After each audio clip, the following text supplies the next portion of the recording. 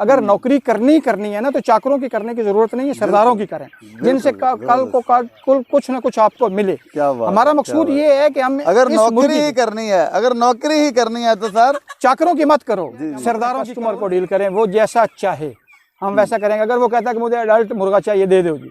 अंडे वाली मुर्गी चाहिए, वो भी ले लो जी। वो कहता है मैंने अंडे खरीदने हैं, वो दे दो। कोई कहता है मैंने फर्टाइल अंडा लेना है, नॉन फर्टाइल लेना है, वो भी देंगे इंशाल्लाह। हमारा अगला प्रोग्राम ये है कि जो हमारा कस्टमर आए वो डिसाइड फहम रखे।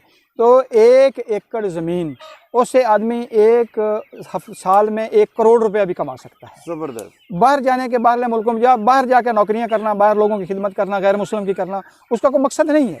सर 1 करोड़ को आप जरा सा कुछ मजीद एक्सप्लेन कर दें, क्या क्या। बिस्मिल्लाहिर्रहमानिर्रहीम, अस्सलाम वालेकुम व्यूअर्स, कैसे हैं आप सब? उम्मीद करता हूँ खैरियत से होंगे। हाफिज़ इकराम एक दफ़ा फिर आपकी खिदमत में हाज़िर है।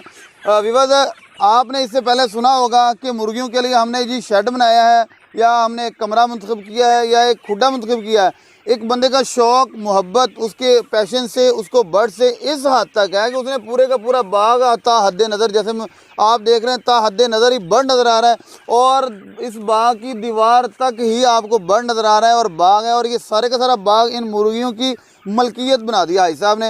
हाई साहब का ये शौक़ है, इस्लाम ऐसे शौक़ को कि जिसने मोहब्बत के दर्जे को इस तरह बढ़ा दिया कि इन्होंने कोई कसर नहीं छोड़ी इनको खुला इन्वायरमेंट देने में, खुली अफजाइश में और खुली खुराक में। जी अस्सलाम वालेकुम। जी वालेकुम सलाम। हाई साहब, सबसे पहले तो ये बताएं कि ये ख्याल आपको कैसे आया इतने खुले मैदान का, खुली फ़िज़ा का, कुदरती माहौल का बर्ड के लिए? कुदरती माहौल का इसलिए मुझे ख्याल आया है कि हमने जो इससे गोश्त और अंडा लेना है ना जी, वो फ्री एंटीबायोटिक हो, कुदरती हो। क्योंकि जब जो चीज़ अब देख रहे हैं मार्केट में मिल रही है वो सारी की सारी आर्टिफिशियल है। इसमें जो आजकल हमारे भाइयों को शुगर का प्रॉब्लम आ रहा है ना जी, उसमें सबसे जो पहला इशू है, हकीम और डॉक्टर कहते हैं कि वो ब्रॉयलर गोश्त है। सही। और उसके साथ डालडा, घी और ऑयल है, सॉफ्ट ड्रिंक्स हैं सारी की सारी। इन जब हमारी खुराक अच्छी नहीं होगी और उसमें सारी की सारी एंटीबायोटिक होगी, हम जो खुराक खा रहे हैं ना जी वो बजाते एक जहर है। इसमें कार्बोहाइड्रेट्स जो होते हैं वो पूरे नहीं होते। और सबसे बड़ी जो बात है ना कि ये जो हमारे ब्रॉयलर की खुराक है इसमें कार्बोनेटेड एसिड है। देखें ना, कार्बन डाइऑक्साइड आदमी छोड़ता है, ऑक्सीजन लेता है, तो है क्या कि कार्बन डाइऑक्साइड को हाई प्रेशर पे ले जाके उसको लिक्विड कर दिया गया, और वो इस फीड में जो हम मुर्गियों को डालते हैं इस फीड में उसको मिक्स कर देते हैं, इसलिए कि वो ख़राब ना हो, उसको फंगस ना आ जाए। जिस चीज़ को भी सील होगी उसमें आपको कार्बोनेटेड एसिड मिलेगा। तो हम चाहते हैं कि जो हम गोश्त से लें या अंडा लें वो एक तो कार्बोनेटेड एसिड से पाक हो, और दूसरा इसमें किसी किस्म की कोई दवाई, कोई एंटीबायोटिक यूज़ ना हो। सर मैं ये समझ रहा हूँ कि आपके ये बाग आपको अर्निंग नहीं दे सकेगा, उसकी वजह है कि ये बर्ड इसको बड़ा ही नहीं होने देगा, तो ये क्या एक तरह का नुकसान ना होगा आपके? ये जो बाग है ना जी, अमरूद का बाग है, इससे हमें बेसिक, अगर हम बिज़नेस की तरफ जाएंगे, पहली बात मैंने आपको बताया कि ये मेरा शौक़ है।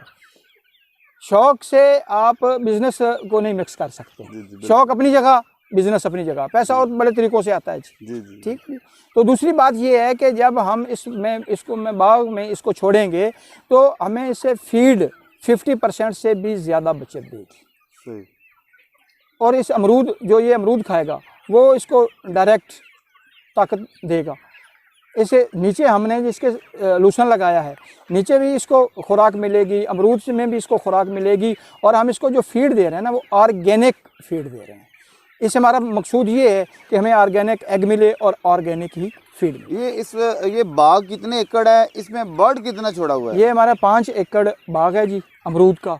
इसमें बाहर 4 दीवारी करके और जाली लगाकर 14 फुट हाइट पे हमने ये इसका इंतज़ाम किया कि ये कोई भी परिंदा बाहर ना। आपने कहा कि हमने लूसन लगाई है, हमें तो खुश्क चारा ता हद नज़र आ रहा है, यहाँ लूसन नाम की तो चीज़ ही नहीं। ये इस तरह है कि इसने ये खा लिया है। ये हमारा तरीका ये है कि एक इसको हमने सेपरेशन की हुई है ना, अलग-अलग शेड किए हुए हैं, तो इनको हम 15 दिन रखते हैं एक जगह पे। जब ये सारा वहाँ से लूसन खा जाते हैं, ख़त्म कर देते हैं तो उसको दूसरी जगह शिफ्ट कर देते हैं, उसको पानी लगाते देते हैं, वो दोबारा निकल आता है। तो गोया कि अब इसको पानी लगेगा उतने दिन ये दूसरी साइड पे ये चला जाएगा और वहाँ रहेगा। विवाद इसी फार्म के अपोजिट दूसरा फार्म है, मेरा कैमरामैन आपको दिखा रहा है, वहाँ लुसन माशाल्लाह हरी भरी घास जड़ी बूटियाँ उगी हुई हैं।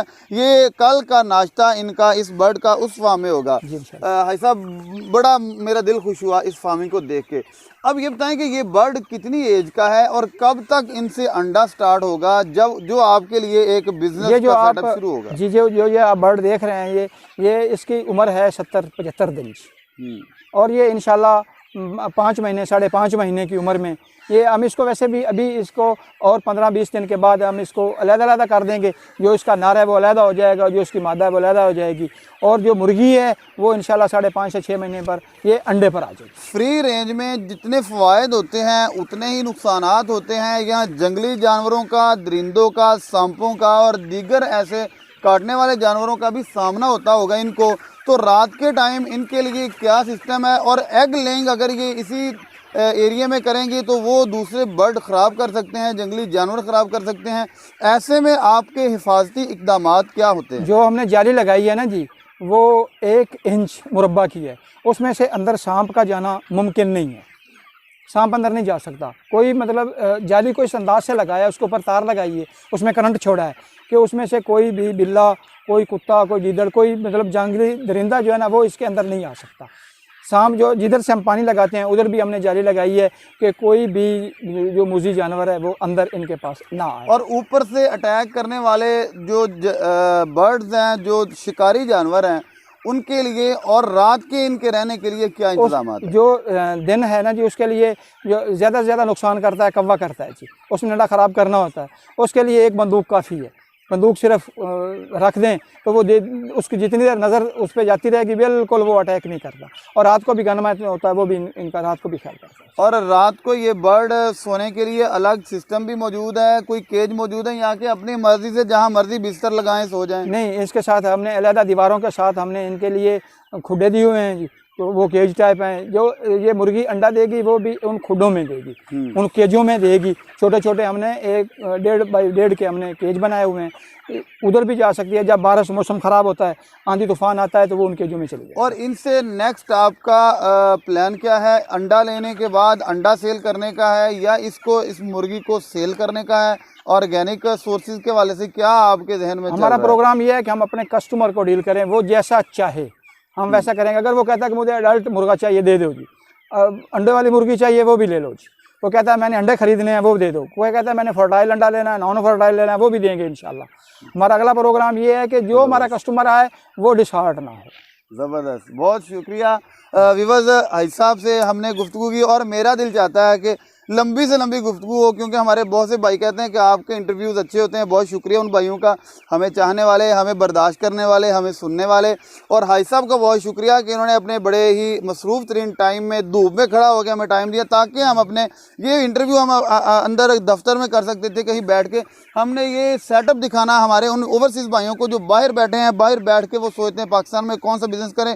तो अगर आपके पास टाइम है, आपको थोड़ी सी मुश्किलात ज़रूर होंगी।